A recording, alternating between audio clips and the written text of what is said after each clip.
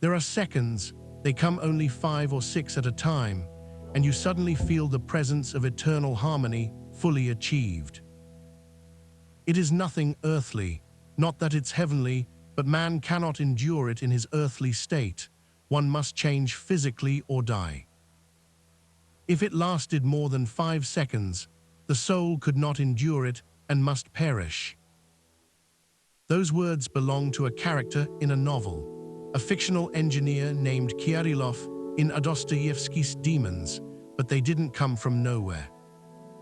They came from a body, from a brain that had been cracked open by disease, by terror, by years in chains. And through the fractures, something got in that Dostoevsky spent the rest of his life trying to name. This is the story of those 5 seconds and the man who survived them. December 22, 1849. The Semyonov drill ground, St. Petersburg, a freezing morning. 22 men stand in the square, breath rising in white clouds. Among them is a 28-year-old writer of modest reputation, arrested 8 months earlier for attending a discussion circle where men read banned letters and talked about serfdom. His name is Fyodor Dostoevsky. The death sentence is read aloud. A priest offers the cross. The prisoners kneel and kiss it. Swords are broken over their heads, a ritual of civil death. They're dressed in white burial shirts. Then, in groups of 3, men are led to wooden posts and tied. Dostoevsky is 6th in line, second batch. He calculates he has 1 minute left to live. His mind locks onto his brother Mikhail. He embraces his companions, Pleshetchev and Durov, standing close to him, and says goodbye. He refuses the blindfold. Rifles are raised. And then, drums, the retreat signal, a messenger on horseback, white flag. The sentences are commuted to hard labor in Siberia. The whole morning, every element of it, the reading, the cross, the shirts, the posts, the rifles, had been designed by Tsar Nicholas I's controlled terror, not mercy. The pardon had been signed the day before. The prisoners were meant to believe completely that they were about to die. One man did not recover. Nikolai Grigoriev, hooded and tied to the post in the first group, went permanently insane on the scaffold. He never came back. Dostoevsky came back, but not as the same man. That evening, still in the fortress, he wrote to Mikhail. The letter shakes with life. He describes the whole sequence, the reading, the cross, the broken swords, the white shirts, the batches of 3, and then this. Life is everywhere life in ourselves, not in what is outside us. He had stood in the grip of death, by his own count, for 3/4 of an hour. He walked away carrying a conviction he would hold for 30 years, that every minute of existence was infinitely precious, that he had been, as he put it, reborn into a new form. But rebirth, for Dostoevsky, didn't mean freedom. It meant Siberia. 4 years of hard labor at the Omsk prison fortress, overcrowded barracks, leg irons day and night, no solitude, no books, except one. At Tobolsk, during the prisoner convoy, women connected to the Decembrist exiles pressed a Russian New Testament into his hands. It became the only text he could read for 4 years. He never parted from it for the rest of his life. And among the convicts, men he had once approached only through abstraction, through ideas about justice and the rights of man, he found what he later called deep, strong, beautiful natures. Siberia destroyed his intellectual distance. It made him encounter human beings as they actually were, capable of tenderness and sudden cruelty in the same body, sometimes in the same hour.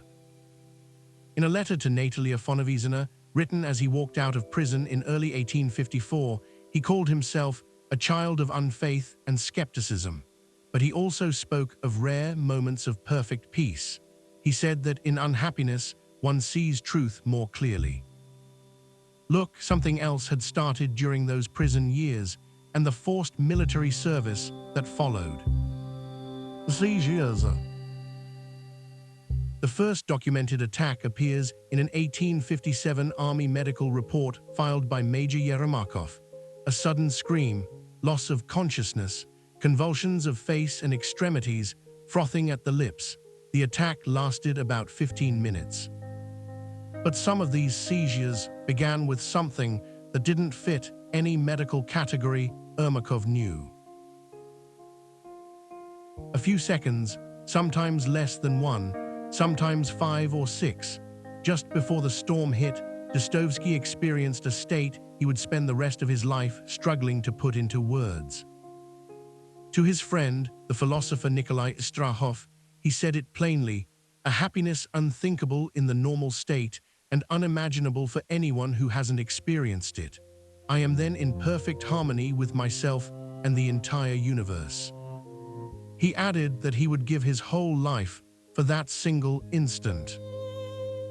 His niece Sofia Kovalevska recorded his account of a seizure that struck while he was still in Siberia. His words, as she preserved them, "He came into me myself. Yes, God exists," I cried, "and I don't remember anything else." Here's the thing about these accounts. The experience was remarkably consistent every time he described it to anyone. Sudden mental clarity, absolute certainty, overwhelming bliss. A conviction that everything is coherent, reconciled, finally understood. Not elaborate visions, not angels or voices or strange imagery. A pure state of knowing. And then the crash. The scream, loss of consciousness, convulsions, and afterward, confusion, a fog of depression, an inability to speak properly, a vague but grinding guilt. His friend Evrangel said Dostoevsky looked woefully dejected after attacks. His wife Anna described the seizure cry as inhuman, the full cycle repeated without variation. Ecstasy, catastrophe, melancholy. He knew the experience came through a diseased brain. He never denied that, not once. But he refused to accept that its origin exhausted its meaning. This was the paradox that haunted him. The seconds of harmony felt more real than ordinary life. Could a truth arriving through illness still be true? He did what no other writer could have done with these experiences. He built whole novels around them, narrative machines designed to recreate those impossible seconds inside the reader's mind. In The Idiot, Prince Emishkin speaks Dostoevsky's aura almost word for word.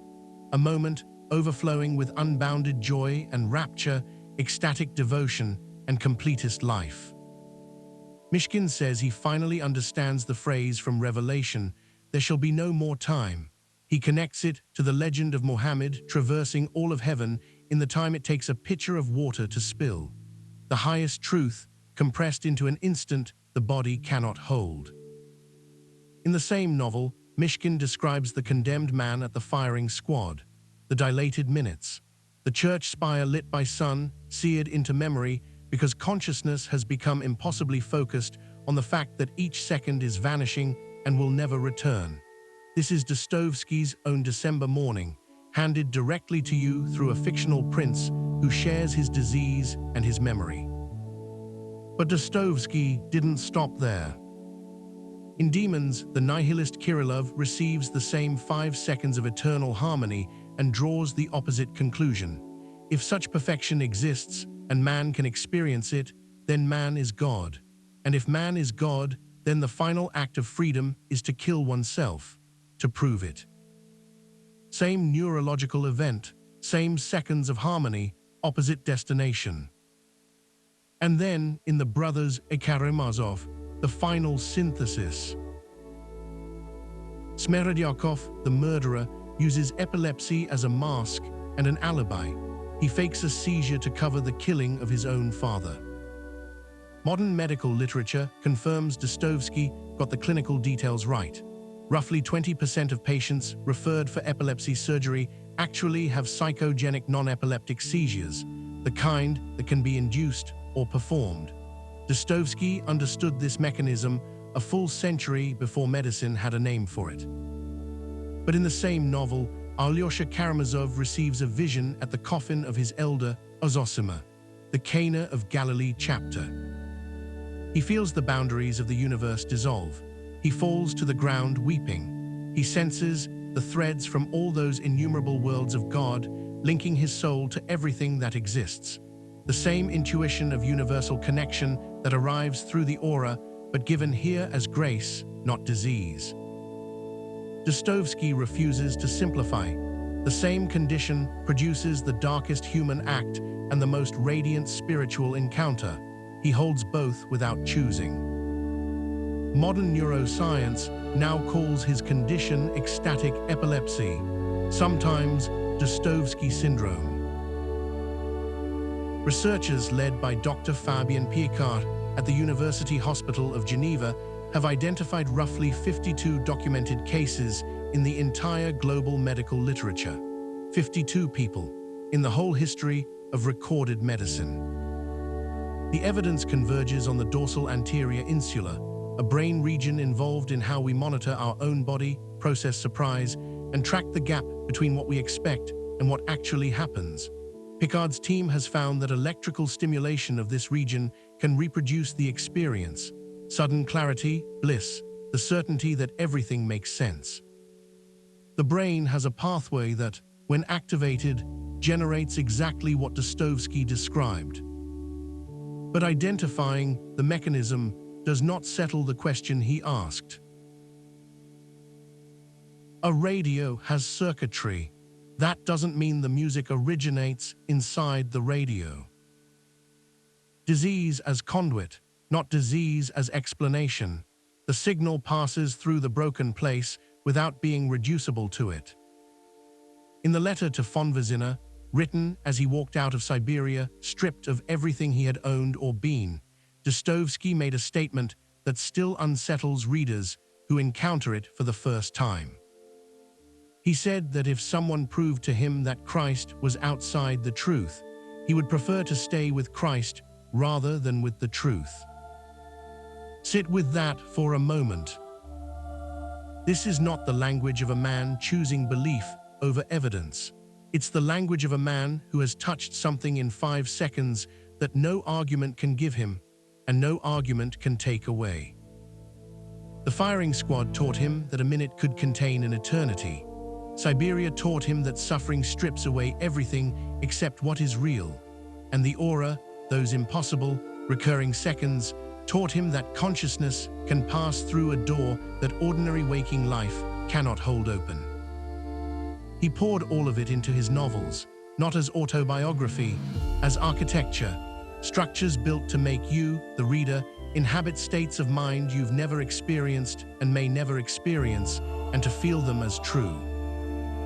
What if the mind, at its most broken, is also the mind at its most open?